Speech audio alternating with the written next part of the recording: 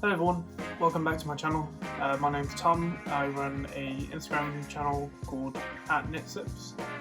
I've had quite a few people ask me how I got into knitting.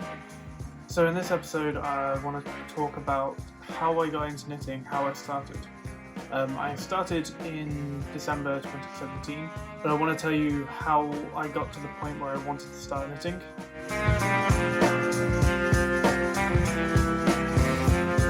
So I want to go back to when I was 16 and I was looking for a part-time job. I managed to find a part-time job in a local restaurant. It was called Longhorns. It was a steakhouse. And at the start, it was meant to be just a part-time job, just for a bit of money. And over time, when I was there, I really started to enjoy being in the catering industry. My first job was KP, which is a kitchen porter, so just a pot wash, just cleaning everything that came through, everything in the kitchen. But over my time there, I started really enjoying the environment, enjoyed the people I was working with, and I started doing more than just cleaning. I started to help out in the kitchen a little bit. I started plating up the salads for the plates and stuff, making sure that the plates were looking nice, ready for the chef to send out. And then that soon quickly developed into me helping out on the starter and dessert section of the restaurant. I didn't really have any kitchen experience apart from being around this kitchen. I really enjoyed the environment. I really enjoyed the fast pace of it. And I think because I'm quite a creative person and have, I like to think that I've got a good eye for detail.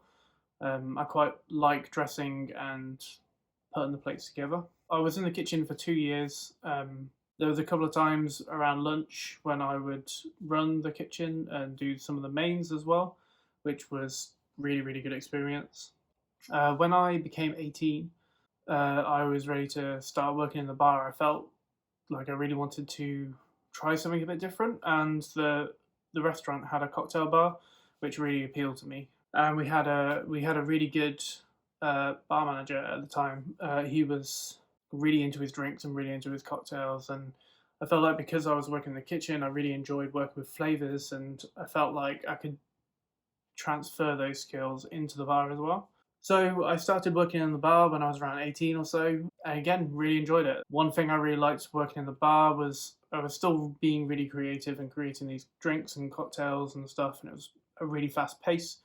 But I got to interact with customers as well, which is something that I started to really enjoy. Quite nice taking me out of my comfort zone a little bit because I feel like I'm quite a reserved, quiet person, but being in that environment helped me come out of my shell a little bit. I was in that first restaurant job for about 5 years. When I was past 18, I worked in the bar, but I flipped between the bar and the kitchen every now and again, so I was quite flexible. After about 5 years, I felt like I wanted to get a little bit more experience. I really did enjoy the bar, and I kind of wanted to try something a little bit faster pace. So I found a job in a cocktail bar that was in my hometown of Rugby. I started working there. I think I worked there for about a year or so, and that was kind of fun. I was kind of working there while I was at university. I kind of enjoyed the fast pace, but the nightclub scene was just a little bit too much, and I was kind of ready to again move on after a couple of years. Found another restaurant that was in the town centre that kind of opened up. One of the members of staff who recommended me to try out. So I started working. It was a bit more of a high-end kind of restaurant over in Rugby. It was to a little bit higher end. They wanted to be a bit more classy. So I started working there, and I was a bartender. And after a couple of days, I realised there was this room on the top floor that was not getting used. It was kind of used for the chefs to sit around when they were having their breaks, and it was a beautiful room like the rest of the building. So I managed to convince the owners to turn it into a cocktail bar. They already had seating up there, and they had elements there to turn it into another bar. So I took the initiative, and I managed to speak to a bunch of suppliers, and I managed to get new menus printed. I designed the menus. I designed some of the drinks that were on the menus as well. Tried to keep it in tone with the restaurant itself, and that was amazing fun. I really enjoyed working in that place, and I really enjoyed making drinks. And I kind of liked it was a little bit more personal. I was able to like create drinks a little bit more to the customers' needs and interact with them. After working there for maybe a couple of years again as well, I started getting a bit tired of the like late nights of working in a bar, and I wanted to change of pace. I wanted to try and find a job that might help with being a little bit more social. And I stumbled across this cafe. It was upstairs in this kind of little boutique shop that was in the kind of heart of town. Actually, on my interview, the cafe got really busy, and I ended up just putting an apron on and just starting to help clear tables and do whatever I could. And that's kind of how that started. Really, really enjoyed working in a cafe. I started learning a lot more about coffee and really enjoyed it, and realized how much more there was to coffee. I didn't really know too much about it at that point. That cafe moved a couple times to try and find its own location, and I followed it all the way. And quite quickly, while I was working there, I kind of grew to a management level. Every job I seem to have, I grow to have a management kind of level fairly quickly. I think it's because I have this passion for being in the kitchen and being around food and drink and hospitality in general.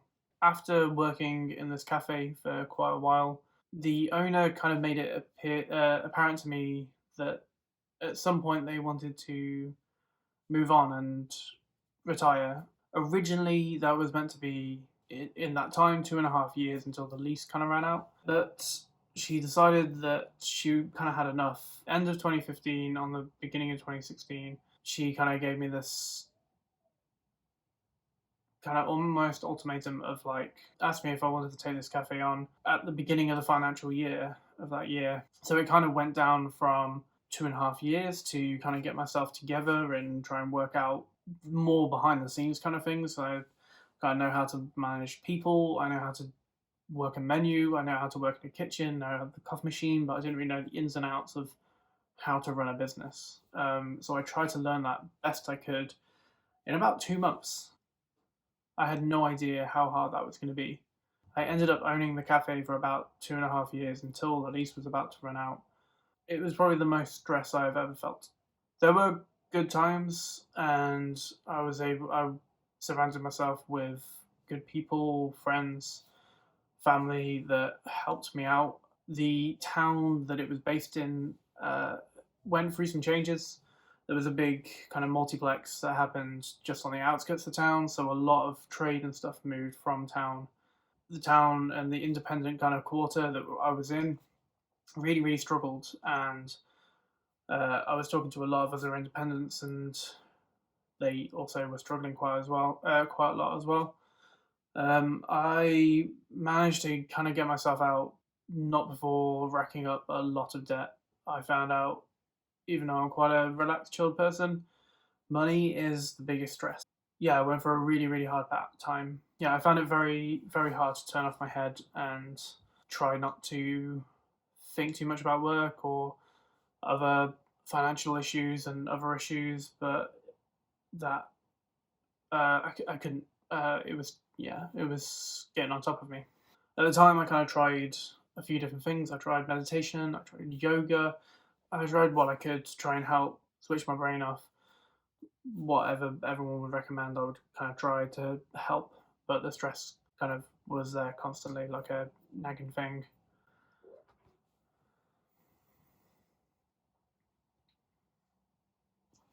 I don't know what it was. At some point, I just thought, oh, I'll try doing something else. I tried knitting. My mum used to knit, well, she still does, and I thought it might be quite a good way because I felt like I could kind of do something and just focus on that for a little bit, and it will kind of keep me busy. I felt guilty for just watching TV. I felt like that was a waste of time, and I felt like I should be doing something. And then I kept kind of thinking about different things I could do, and knitting was kind of one of the ideas.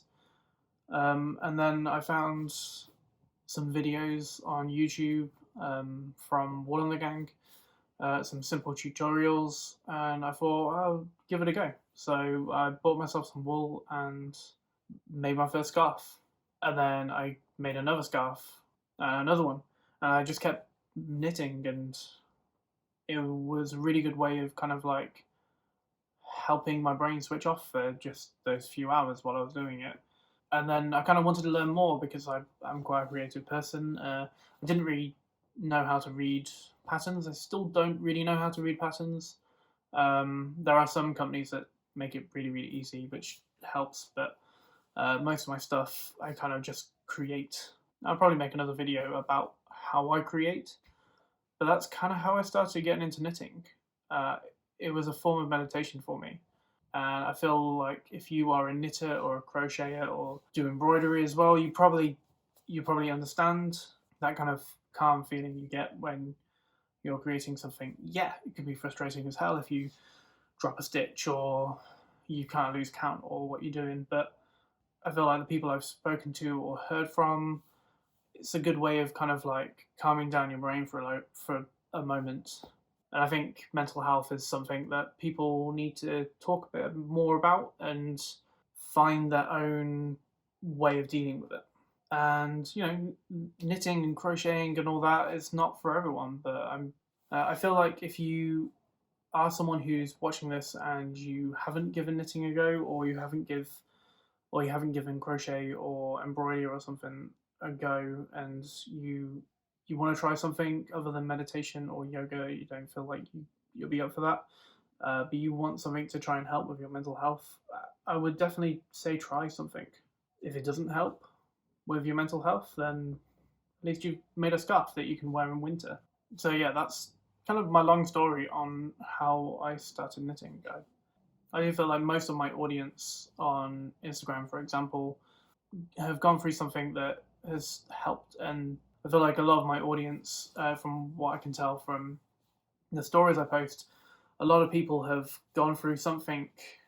Knitting or being creative or whatever it is does help them get through whatever it is. That's the other reason why I've really kind of stuck with knitting and my Instagram page, is that the community is amazing. I feel like the knitting community and the kind of creative community on Instagram that I'm involved in is very, very positive, and it is very helpful. If you have a question, I'm sure there's thousands of people, or there's loads of people that would be willing to give you a hand and help you out. And yeah, thank you very much for watching my video. Please like this video and subscribe to my channel. I want to try and keep posting more videos and open up the conversation about mental health a bit more. Join me on Instagram at KnitSlips. Thank you very much for watching, and I will see you next episode.